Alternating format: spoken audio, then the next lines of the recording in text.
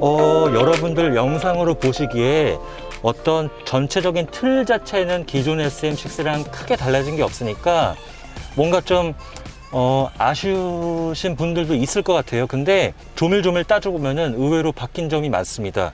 일단 이 세로형 디스플레이 같은 경우는 9.3인치, 인치수는 동일한데요. 기존의 르노 삼성 차가 소비자분들께서 많이 이제 불편하다고 지적하신 부분들이 이 공조장치까지 전부 다 이제 모니터 안에 통합이 되다 보니까 조작 빈도수가 많은 이런 부분까지 터치로 조작을 해야 되니까 그런 부분들에 대해서 조금 불편함을 느끼시는 분들이 있었는데요. 지금 신형 SM6 같은 경우는 이렇게 조작 빈도수가 높은 버튼들은 밖에다가 그냥 아날로그 방식으로 빼놨습니다. 그래서 이 온도 조절 버튼, 뭐 내기, 외기, 순환, 그리고 뭐 이런 것들도 다이얼로 이제 에어컨 다 조절하실 수가 있고요. 뭐 통풍 시트 당연히 이렇게 들어갔고 3단은 아니고 2단이네요. 또 2단. 근데 2단 틀었는데도 바람 나오는 세기가 그렇게 약하지는 않습니다. 네, 그런 부분들이 지금 신형 SM6의 특징이라고 할 수 있고, 지금 네, 이 앞쪽에도 스마트폰 무선 충전 패드가 들어갔는데요. 충전 이 용량이라고 해야 되나요? 그게 좀 센 편입니다. 15W 까지 지원하는 걸로 알고 있어요. 그래서 뭐 경쟁 브랜드의 무선 충전 패드 같은 경우는 이 충전 속도가 그렇게 빠르지는 않습니다. 보통 5W 정도를 쓰거든요. 근데 이 차는 15W까지 쓴다는 거가 차이점이라고 할 수 있고, 이쪽에는 피아노 블랙, 요즘에 또 많이 쓰는 컬러인데 USB 포트가 이렇게 2개 있고 억스 단자 있고요. 그리고 이쪽에 12V 소켓. 근데 뭐랄까 이렇게 충전 포트들만 있는데 요걸 또 덮개 안에다가 감춰 놓은 게 좀 재미난 구성인 것 같네요. 자, 그리고 이쪽에 보시면은 이 컵홀더 사이로 이 앰비언트 라이트가 들어오는 거 보이시죠? 이번 SM6에는 앰비언트 라이트가 새롭게 들어갔다고 합니다. 이 대시보드 지금 낮이라서 잘 안 보이는데 이 안쪽에도 실제로 들어오고 있고요. 그리고 이쪽에서도 제가 이제 가장 크게 느껴지는 변화가, 지금 구형 SM6 같은 경우는 어댑티브 크루즈 컨트롤이 아니라 일반적인 크루즈 컨트롤이 달리다 보니까 일부 르노 삼성 차 같은 경우는 이쪽에 애매하게 그 크루즈 컨트롤 조작 버튼들이 있었던 걸로 제가 기억을 합니다. 근데 지금 신형 SM6는 어댑티브 크루즈 컨트롤이 들어가다 보니까 이 버튼들이 다 이 스티어링 휠 안으로 이사를 했습니다. 그래서 이 차간거리 조절 버튼이 있고요. 그리고 이쪽은 차선 유지 보조 시스템 엘카스 버튼이 들어간 것 같고, 네, 속도 조절 이렇게 플러스 마이너스 다 할 수가 있고요. 그래서 뭔가 좀 요즘 차답게 사용성, 편의성이 많이 개선이 됐다, 요거를 좀 느낄 수 있는 것 같습니다. 그리고 자, 계기판을 보시면은 네, 기존의 SM6는 아날로그 방식을 썼었죠. 근데 신형은 요즘 트렌드에 걸맞게 디지털 방식으로 바뀌었습니다. 근데 크기 자체는 그렇게 큰 편은 아니에요. 이게 인치수가 10.25인치인데요. 뭐 경쟁 브랜드의 중형 세단 같은 경우는 뭐 K5나 소나타 같은 경우는 12.3인치까지 쓰고 있기 때문에 사실 10.25인치는 뭐 XM3나 뭐 캡처나 뭐 이런 소형급들하고 같은 크기거든요. 그렇기 때문에 약간은 좀 작은 느낌은 드는 것 같습니다. 자, 여러분, 그리고 이 계기판이 주행 모드에 따라서 이렇게 그래픽이 달라집니다. 이쪽에 이 모양을 누르게 되면은 네, 이렇게 타코미터가 가운데로 크게 들어오네요. 스포츠 모드에서는. 컴포트로 한번 가볼까요? 컴포트로 가면은 이제 속도계가 왼쪽으로 가고 타코미터는 또 사라지네요. 근데 가운데는 이렇게 약간 좀 테슬라랑 비슷한 것 같아요. 이 SM6 그래픽이 중앙에 나오고, 저희가 실제로 아직 공도를 달려보지는 않았는데 아마 앞차가 좀 가까워지면은 앞차가 또 등장하지 않을까 이렇게 생각이 되고, 이렇게 차선 양쪽으로 또 있는 모습을 발견할 수가 있습니다. 에코모드에서는 이렇게 좀 초록색 빛이 나오는 것 같은데, 근데 여러분들 이렇게 방향 전환이 되는 거를 보시면 알겠지만 이 시스템 자체의 속도는 조금 느린 것 같아요. 그거를 어디서도 발견할 수 있는 게, 여기 중앙 모니터에서도 여러분 홈 버튼을 한번 가보면은 옆으로 이게 약간 반응이 하면 한 0.5초 있다가 따라오거든요. 네, 이게 전체적인 해상도는 굉장히 좀 또렷하고 좋은 것 같습니다. 좋은 것 같은데 이 속도 자체는 조금 약간 성격 급하신 분들한테는 조금 답답할 수도 있겠다는 생각이 드는 것 같습니다. 네. 그리고 자, 이쪽에 보시면은 또 신형 SM3에는 헤드업 디스플레이가 들어갔습니다. 근데 이게 이제 유리에 직접 쏴주는 방식이 아니라 얘 보통 컴바이너 타입이라고 하죠. 보통은 조금 이제 가격이 저렴한 모델들에 많이 쓰는 방식인데 뭐랄까 뭐 일단 뭐 비싼 방식이다 저렴한 방식이다 이런 방식의 차이를 떠나서 일단 헤드업 디스플레이가 들어갔다는 것 자체가 저는 굉장히 좀 뭐랄까 르노 삼성 쪽에서 소비자가 원하는 니즈를 많이 반영한 그런 내실 있는 업데이트를 치르지 않았나 이렇게 생각이 됩니다. 자, 그리고 일단 뭐 이 대시보드의 고급스러움 자체는 원래 기존의 SM6가 가장 잘해왔던 부분인 것 같아요. 이렇게 퀼틴 박음질을 그냥 또 넣지도 않았어요. 이렇게 큰 마름모가 있고 가운데 또 작은 마름모가 있고 굉장히 또 독특한 패턴으로 들어가 있죠. 그리고 위쪽에는 이게 실제 나무는 아니고 플라스틱이네요. 플라스틱인데 되게 좀 매트한 실제 원목을 보는 듯한 그런 느낌이 납니다. 자, 그리고 이 가죽의 이음새들은 이렇게 또 이 색깔이 약간 좀 주황 컬러 같은데 이렇게 좀 감각적인 컬러를 이용해서 또 마감을 해놨네요. 자, 그리고 일단 이 시트도 한번 볼까요? 시트를 보시면은 저는 네, 운전석 시트만큼은 이 차가 동급에서 가장 퀄리티가 좋지 않나 이렇게 생각이 됩니다. 일단 가죽의 폼질 자체도 나파 가죽이라서 굉장히 또 부들부들하고요. 그리고 여러분 이 헤드레스트가 두 겹입니다. 이쪽에 하나 있고 이 속에 하나 있고. 자, 보통 이런 방식의 헤드레스트는 뭐 BMW 7 시리즈나 뭐 벤츠 S 클래스나 이런 굉장히 비싼 플래그십 세단급으로 가야지 뒷좌석에 적용되는 경우가 대부분이거든요. 근데 이렇게 대중 브랜드의 중형 세단이 앞좌석에서도 이렇게 좀 푹신푹신한 헤드레스트를 넣은 게 굉장히 또 이 차의 강점이 될 것 같습니다. 자, 그리고 네, 이렇게 등받이에도 퀼팅 박음질을 예쁘게 해놨고요. 네, 뭐 보면은 이 품질이 가죽 품질이 되게 좋은 것 같아요. 스티치 마감도 굉장히 잘 되어 있고, 자, 그리고 이 암레스트도 동일한 질감의 가죽을 씌워놨습니다. 이게 누르면은 약간 좀 푹신푹신해요.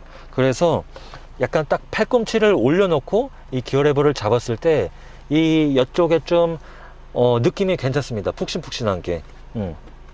자, 그리고 수납 공간은 뭐 그냥 뭐 소소한 정도? 그렇게 깊지도 않고 뭐 그렇게 부족하지도 않고. 네.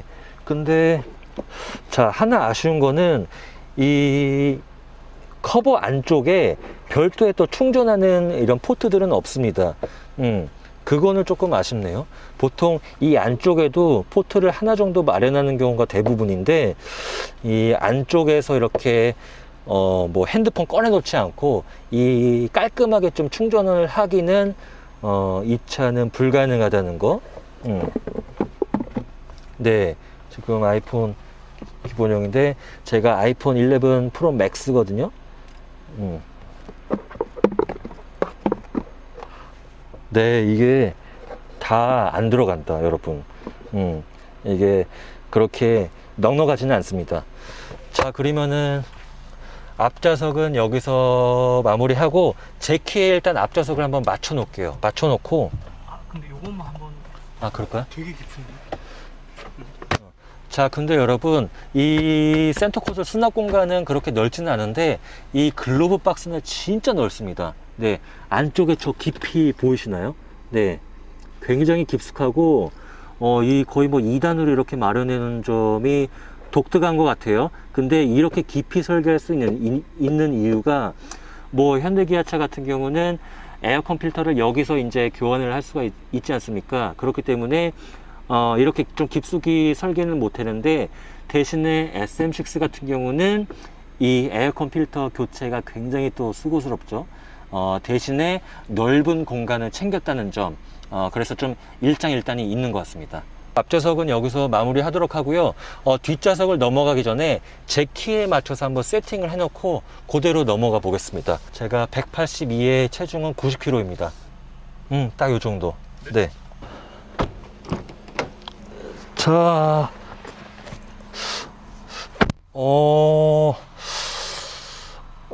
네.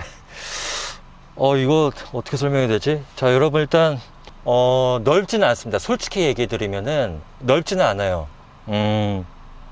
일단 무릎 공간은 주먹 하나가 좀 여유롭게 들어가는 정도, 한 주먹 반 개 정도 들어간다고 보시면 될 것 같아요. 자, 그리고 헤드룸은 제가 아까 전에 잠깐 여기 서 있는 차 중에 파노라마 썬루프가 적용된 차를 탔었는데 그 차는 천장에 아예 이쪽에서 걸렸습니다. 걸려가지고 헤드레스트에 머리가 닿지 않았었는데, 근데 이 파노라마 썬루프가 없는 차는 그래도 많이 여유롭네요. 네, 이렇게 했을 때 뭐 머리 공간이 뭐 아주 뭐 여유롭다, 뭐 쾌적하다 이렇게까지 말씀은 못 드리지만, 그래도 저처럼 나름 좀 건장한 체격의 성인도 뭐 그냥 앉을만 합니다. 네, 그렇게 뭐 답답한 느낌까지는 없고, 뭐 소나타나 K5 같은 경쟁차보다는 확실하게 살짝 작은 느낌이 있는데요. 근데 그렇다고 해서 진짜 너무 작아서 뭐 너무 답답해, 이렇게까지 말할 건 또 아닌 것 같습니다. 네, 공간 자체의 어떤 넓이를 떠나서 이 시트의 품질은 이 뒷좌석에도 굉장히 좋습니다. 네, 이 가죽이 또 굉장히 또 부들부들하고, 이런 또 옆 쿠션의 경도가 또 다 다른 것 같아요. 이 옆쪽에는 좀 나름 또 단단하거든요. 근데 엉덩이가 이렇게 누르는 부분은 또 좀 더 푹신푹신합니다. 그래서 이 앉은 사람의 체형에 따라서 뭔가 앉았을 때 약간 좀 포근하게 몸을 감싸는 느낌?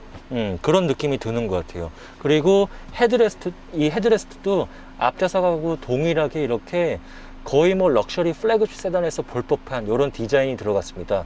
그래서 누웠을 때 머리가 되게 편해요. 이 옆통수를 이렇게 지지해주는 이런 장치가 있다 보니까 이렇게 잠을 청했을 때도 뭔가 머리가 그렇게 흔들리는 느낌도 없고, 저는 이거는 진짜 100점 만점 주고 싶습니다. 네.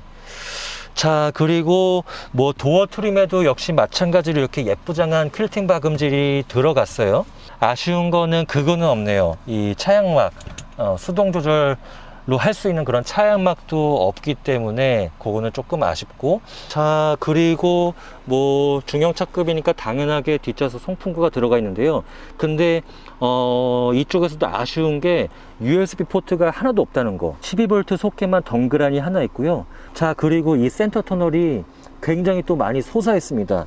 이게 보통 뒷바퀴 굴림 세단이면은 이 드라이브 샤프트가 이렇게 뒷차축으로 들어가기 때문에 이 터널에 이렇게 올라올 수밖에 없거든요. 근데 이 차는 앞바퀴 굴림인데도 불구하고 이렇게 가운데가 좀 솟았다는 점은 조금 아쉽습니다. 왜냐면은 가운데까지 사람이 앉게 되면은 이 다리를 놓을 공간이 조금 애매하기 때문에 이거는 왜 이렇게 설계를 했나 조금 의아한 부분이 있습니다. 네, 그리고 자, 암레스트를 보시면은 저는 이것도 만족스러운 게, 보통 경쟁차들 보면은 여러분 많은 차 리뷰를 보시면 알 거예요. 이 암레스트가 딱 내렸을 때 뭔가 길이가 굉장히 짤막해 갖고 이렇게 팔을 올렸을 때 컵홀더랑 손이랑 굉장히 좀 걸리적거리는, 막상 컵을 놓았을 때는 손의 위치가 되게 좀 부자연스러워지는 그런 경우가 있었는데, 이 SM6는 암레스트가 진짜 뭐 거의 뭐 양산차 중에 가장 길지 않나. 이 양산차 좀 더 범위를 좁혀야겠다, 양산 뭐 중형 세단 가운데 가장 길이가 길지 않나, 이렇게 생각이 됩니다. 자, 그리고 특이하게 열선 버튼이 암레스트 안에 이렇게 내장이 됐네요. 자, 그리고 컵홀더 이렇게 컵 2개 정도 비치를 할 수가 있고요. 그리고 이쪽에 수납 공간은 뭐 스마트폰 같은 거 이렇게 가로로 꽂아 놓을 수 있는 그런 또 세심한 설계가 엿보이는 것 같습니다. 자, 그리고 이쪽에 커버를 열면은 트렁크까지 또 스키스루 기능이 들어갔습니다. 그래서 뭐 스키나 뭐 보드나 이런 좀 이 긴 짐을 실을 때 이렇게 또 활용을 하실 수가 있습니다. 네. 지금 영상을 찍고 계신 신동빈 기자가 애기 아빠인데요. 이 아이소픽스에 되게 많이 관심이 있으세요. 근데 이 SM6의 장점이 현대기아차보다 아이소픽스를 고정하는 방식이 이 체결이 훨씬 쉽다고 합니다. 네. 이렇게 그냥 쑥 꼽아서 바로 연결할 수가 있다고 하는데, 이거는 제가 좀 말씀을 드리면 현대기아차 방식은 여기랑 요 판 사이에 아이소픽스 요 고리가 낑겨 있는 타입인데 이 차는 이제 친절하게 이 공간을 많이 넓혀줘서 쉽게 그 카시트를 장착할 수가 있네요. 요 덮개는 따로 관리를 해야 된다는 점. 빼놨을 때는 또 이게 또, 네. 또 돌아다닐 수가 그쵸. 있겠네요. 독일 차들은 이게 스프링을 안에 넣어서 딱 이렇게 그냥 텐션 있게 열리도록 돼 있어요. 근데 그거는 이제 단가가 올라가다 보니까 이렇게 한 것 같습니다. 네. 자, 그러면 트렁크 한번 넘어가 볼까요? 트렁크가, 네, 여기 버튼이 이렇게 있네요. 버튼이. 자, 네, 일단 여러분 이 정도 차급에 오시면은 기대할 수 있을 법한 굉장히 넉넉한 트렁크를 누리실 수가 있습니다. 일단 이 깊이가 영상으로 잘 가늠이 될지 모르겠는데 제가 그냥 팔을 한번 뻗어봐도 이렇게 안 닿습니다. 거의 뭐 몸을 안쪽으로 깊숙이 들어가야 닿을 정도로 깊이가 굉장히 깊습니다. 네. 그리고 네, 뭐 가로폭도 충분히 여유로운 게 이쪽에는 또 홈을 이렇게 파놔서 그 골프백 정도는 가로로 충분히 실리지 않을까. 이렇게 생각이 되고, 자, 그리고 저는 또 하나, 자, 그리고 이 커버 안에 보시면은 스페어 타이어는 없는데요. 이 여분의 수납 공간이 또 많이 깊습니다. 되게 깊은 것 같아요. 그래서 거의 뭐 워커화 같은 것 경우도 그냥 뭐 눕히지 않고 여러 켤레 실을 수 있지 않을까. 이렇게 또 생각이 되네요. 이거 왜 이러지?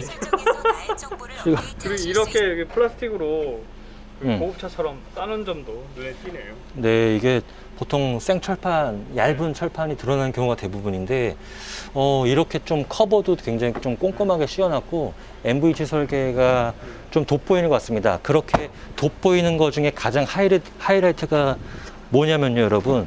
도어를 보시면은 거의 얘는 거의 뭐 4천만 원 이하 세단 중에 얘가 탑인 것 같아요. 이렇게 위쪽에 보시면은 이 융 같은 소재가 보통 많이 써봤자 한 겹이거든요. 근데 얘는 두 겹입니다. 두 겹으로 이렇게 두 겹도 중간에 끊기는 게 아니라 거의 끝까지 다 갑니다. 네, 다 가고, 자, 이쪽에 안쪽에 또 메인 고무 이 트랩이 있죠. 트랩이 있고, 그리고 네, 요게 안에도 되게 꼼꼼하게 플라스틱으로 잘 마감을 해놨어요. 그런 부분들은 진짜 뭐 100점 만점에 만점을 주고 싶습니다. 독일차처럼 이 차 안에서 철판이 안 보이는 네, 네, 디자인. 그렇습니다.